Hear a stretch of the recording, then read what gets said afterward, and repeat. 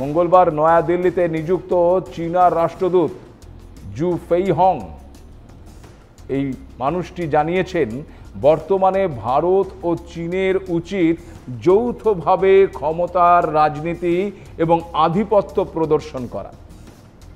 একই সঙ্গে তিনি এটাও বলেছেন, ভারত ও চীন দুই দেশের উচিত একসঙ্গে যে কোনো ধরনের শুল্ক বা বাণিজ্য যুদ্ধের বিরোধিতা করা।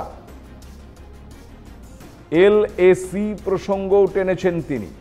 জানিয়েছেন যে সীমান্ত বিরোধকে দ্বিপাক্ষিক সম্পর্কের ওপর আধিপত্য বিস্তার করতে দেওয়া উচিত হবে না।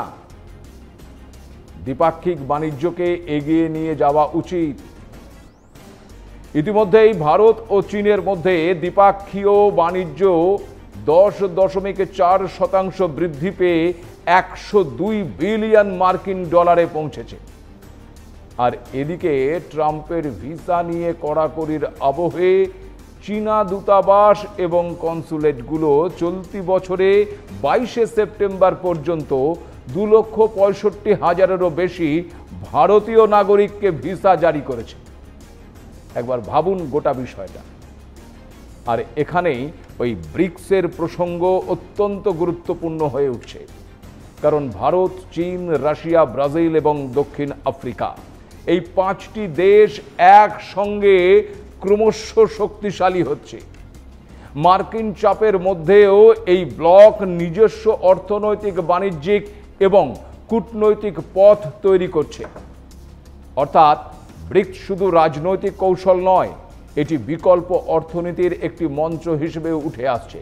আর সেটাই কি ওই ট্রাম্পের মাথা ব্যথার অন্যতম কারণ। বিশ্ব বাণিজ্য ব্যবস্থায় আমেরিকার একক আধিপত্য প্রতিষ্ঠার লক্ষ্য কি তবে ব্যর্থ হতে চলেছে? ট্রাম্প প্রশাসন ভারত এবং চীনকে একে অপরের বিপক্ষে দাঁড় করানোর চেষ্টা করলেও বাস্তব বদলে যেতেই এখন ভয় ঢুকেছে ওই ট্রাম্পের মনে। আর সে কারণেই তিনি এক নয়, একাধিক দিক থেকে নানান কৌশল, নানান পরিকল্পনা করছেন কিভাবে ভারতকে বাগে আনা যায়, ভারতকে চাপে ফেলা যায়, যাতে করে ওই ভারতের দুই প্রতিবেশী দেশ পাকিস্তান এবং বাংলাদেশের মতন ভারতও জো হুজুর বলে ওই ট্রাম্পের সামনে গিয়ে দাঁড়াবে। কিন্তু ওই যে বললাম, এ ভারত না ভারত, তাই এ ভারতকে চাপ সৃষ্টি করে নোয়ানোটা খুব একটা সহজ যে নয়, সেটাও বোধহয় ট্রাম্প এতদিনে টের পেয়ে গিয়েছেন। অন্যদিকে এই শুল্ক সিদ্ধান্তে এমনিতেই ঘরে বাইরে এখন চাপের মুখে পড়ছেন খোদ ট্রাম্প। ব্যর্থ হচ্ছে তার এই ভারতকে চাপে ফেলার একাধিক কৌশল। তবু হাল ছাড়তে বাধ্য নন ওই মার্কিন প্রেসিডেন্ট। রাষ্ট্রসংঘে দাঁড়িয়ে ফের একবার ভারতের দিকে আঙুল তুলেছেন তিনি। যদিও ট্রাম্পের ভাগ্যই এখন ওই ট্রাম্পের বিপক্ষে যাচ্ছে। বলে না, যখন সময় সাথ না দেয় তখন আপনি যাই করবেন সেটাই আপনার উল্টো হবে। সময় বোধহয় এখন ওই ট্রাম্পের সঙ্গে যাচ্ছে না। রাষ্ট্রসংঘের মঞ্চে রাশিয়া ইউক্রেন যুদ্ধে ভারতের ভূমিকা নিয়ে বড় বিবৃতি দিয়েছেন ডোনাল্ড ট্রাম্প। এই যুদ্ধের জন্য তিনি ভারতকেই দায়ী করেছিলেন। এই মঙ্গলবার রাষ্ট্রসংঘের সাধারণ সভায় ট্রাম্প জানিয়েছিলেন, রাশিয়া ইউক্রেন যুদ্ধের প্রধান অর্থদাতা ভারত এবং চীন। ট্রাম্পের অভিযোগ অনুযায়ী মোদি এবং জিনপিং সরকারের ধারাবাহিক আর্থিক মদতের ফলেই ওই রাশিয়ার প্রেসিডেন্ট পুতিন ইউক্রেনের বিরুদ্ধে আগ্রাসন চালিয়ে যেতে পারছেন। আর তার ঠিক পরেই ইউক্রেনের প্রেসিডেন্ট ভলোদিমির জেলেনস্কি একেবারে উল্টো সুর গেয়েছেন। তিনি দাবি করেছেন এই যুদ্ধে ভারত ইউক্রেনের পাশে রয়েছে। বুঝুন ঠেলা, কেমন মুখটি পুরল ট্রাম্পের। জ্বালানি খাতে ভারতের সঙ্গে সমস্যার কথা স্বীকার করলেও এই জেলেনস্কির দাবি সমস্যাগুলো সমাধান করা যেতে পারে। এমনিতেই ভারতের থেকে ইউক্রেন নিজেই বিপুল পরিমাণে ডিজেল কেনে, আর আমেরিকার নিজেই রাশিয়া থেকে ইউরেনিয়াম কিনছে। তাছাড়া শুধু ভারত বা চীন নয়, ইউরোপও ওই রাশিয়া থেকে জ্বালানি তেল কিনছে। তাই এখানেও কি কাজ করছে না ওই ট্রাম্পের সেই হাইব্রিড ওয়ারের তত্ত্ব? যদিও এসব করতে গিয়ে আন্তর্জাতিক মঞ্চে মুখ পুড়ছে ডোনাল্ড ট্রাম্পের। আবারও মজার বিষয় এটাও যে ফের একবার রাষ্ট্রসংঘের বিবৃতিতে তিনি ভারত পাকিস্তান যুদ্ধবিরতির কৃতিত্ব দাবি করেছেন। মঙ্গলবার ওই রাষ্ট্রপুঞ্জের সভায় ট্রাম্পের দাবি তিনিই নাকি ভারত পাকিস্তান সমেত মোট 7টি যুদ্ধ থামিয়েছেন।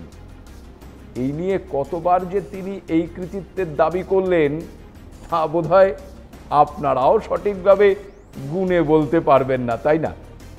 তবে এত কিছুর পরেও ভারতকে কোণঠাসা করতে কোনোভাবেই পারছেন না ডোনাল্ড ট্রাম্প। একদিকে চীনের সঙ্গে সম্পর্কের উন্নতি হচ্ছে ভারতের, অন্যদিকে ইউক্রেনের প্রেসিডেন্টও স্পষ্টভাবে জানিয়ে দিয়েছেন যে তারা ভারতের সঙ্গে ইতিবাচক সম্পর্কই বজায় রাখতে চান। আর রাশিয়ার সঙ্গে তো শুরু থেকেই ভারতের সুসম্পর্ক রয়েছে। এমনকি যুদ্ধবিমান কেনার ক্ষেত্রেও ওই ট্রাম্পের প্রস্তাব ফিরিয়ে দিতে পারেন প্রধানমন্ত্রী নরেন্দ্র মোদী। মনে আছে দ্বিতীয়বার যখন মার্কিন প্রেসিডেন্ট পদে বসেছিলেন ডোনাল্ড ট্রাম্প, তখন তিনি নয়াদিল্লিকে ওই F-35 লাইটনিং 2 যুদ্ধবিমান বিক্রির বার্তা দিয়েছিলেন। কিন্তু ইতিহাস বলছে অতীতে কখনো আমেরিকার তৈরি গুরুত্বপূর্ণ যুদ্ধবিমান ভারতীয় সেনা ব্যবহার করেনি। তাছাড়া শুল্ক যুদ্ধের আবহে মার্কিন F-35 এর থেকে পুতিনের প্রস্তাব মেনে যৌথ উদ্যোগে পঞ্চম প্রজন্মের স্টেলথ যুদ্ধবিমান সুখোই SU-57 পেতেই বেশি উদ্যোগী ভারত। এমনটা হলে ট্রাম্পের গোঁসা যে আরও বাড়বে তা নতুন করে বলার প্রয়োজন নেই। তবে হাল ছাড়ার পাত্র নন ওই ট্রাম্প। ভারতকে চাপে ফেলতে তিনি একাধিকবার ওই পাকিস্তানকেও ব্যবহার করেছেন। এই আবহে আবার তুরস্কের প্রেসিডেন্ট এরদোগান রাষ্ট্রসংঘে কাশ্মীর নিয়ে মন্তব্য করে বসেছেন। তিনি বলেছেন কাশ্মীর বিষয়টি আন্তর্জাতিক আলোচনার মাধ্যমে সমাধান হওয়া উচিত, এর জন্য উভয় পক্ষের আলোচনায় বসা উচিত। কাশ্মীরি ভাই বোনদের জন্য এটা চাই। আর এখানেই প্রশ্ন, হঠাৎ করে কাশ্মীর নিয়ে তুরস্কের মাথা ব্যথা কেন? আসলে বিষয়টা একেবারেই হঠাৎ নয়। 2019 সালে ওই পুলওয়ামা হামলার পর থেকেই ধারাবাহিকভাবে রাষ্ট্রসংঘের মঞ্চে কাশ্মীর ইস্যু নিয়ে একই রেকর্ড বাজিয়ে যাচ্ছেন এই তুরস্কের প্রেসিডেন্ট এরদোগান।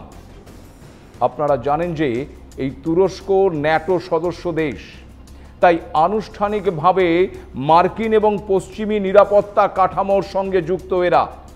যদিও তুরস্ক আবার পাকিস্তানের ঘনিষ্ঠ বন্ধুও বটে। ইসলামিক বিশ্বের নেতা হিসেবে তুরস্ক প্রায়ই ওই পাকিস্তানের পাশে দাঁড়ায়। গত মে মাসে অপারেশন সিঁদুরের সময়ও ভারতের বিরুদ্ধে পাকিস্তানকে রীতিমতো সামরিক সাহায্য করেছিল তুরস্ক। পহেলগাঁও জঙ্গি হামলার পরপরই করাচিতে নিজেদের রণতরী পাঠিয়েছিল। আবার অপারেশন সিঁদুরের সময় তুরস্কের ড্রোন ভারতের দিকে ধেয়ে এসেছিল। অর্থাৎ জঙ্গিদের মদতদাতা ওই পাকিস্তানকে সব দিক থেকেই সাহায্য করছে বা করে আসছে এই তুরস্ক। কারণ তুরস্কের ঝাল লেগেছে অন্য জায়গায়। আসলে ভারত শুধু নিজের দেশের সীমান্ত নয়, মধ্যপ্রাচ্য থেকে ইউরোপ পর্যন্ত একটা সুবিশাল ইকোনমিক করিডোর বানানোর পরিকল্পনা করেছে। কিন্তু এই পরিকল্পনায় ওই তুরস্ককে কেউ অন্তর্ভুক্ত করেনি। আর ঠিক সেই জায়গাতেই শুরু হয়েছে আসল নাটকটা। তুরস্কের প্রেসিডেন্ট এই এরদোগান ভারতের নাম না নিয়েই হুঁশিয়ারি দিয়েছেন এ বিষয়ে। আর এই আবহকে আরো স্পাইসি করে দিয়েছে ভারতের সাম্প্রতিক পদক্ষেপ। আপনাদের মনে আছে কয়েক মাস আগে প্রধানমন্ত্রী নরেন্দ্র মোদী সাইপ্রাসে গিয়েছিলেন। সেখানে দখলে থাকা সীমান্তে দাঁড়িয়ে তিনি দূরবীনের নজর রেখেছিলেন সীমান্তের ওপারে। আর সেই দৃশ্য একেবারেই তুরস্ককে অস্বস্তিতে ফেলে দিয়েছিল। কিন্তু ভারতের কূটনীতিকরা জানে এগুলো শুধুই ওই স্ট্র্যাটেজি। এদিকে সম্প্রতি ভারতীয় রণতরী আবারও সাইপ্রাসের বন্দরে পৌঁছেছে। শুধু তাই নয়, গ্রিক নৌবহরের সঙ্গে যৌথ অনুশীলন করছে। আর সাইপ্রাসের সঙ্গে সামরিক চুক্তি সাইন হয়ে গিয়েছে। ভাবুন তো, একদিকে ভারত কৌশলগতভাবে নিজেদের অবস্থান দৃঢ় করছে, অন্যদিকে তুরস্কের রক্তচাপ বাড়ছে। হ্যাঁ, পুরোপুরি বেড়ে গেছে বলা যেতে পারে। ভারত শুধু পরিকল্পনা বাস্তবায়ন করছে আর তুরস্ক শুধু হুঁশিয়ারি দিয়ে যাচ্ছে। তবে এই প্রেক্ষাপটে এটাও প্রশ্ন যে ইসলামিক ন্যাটো তৈরির জল্পনা কি তবে সত্যি হতে চলেছে?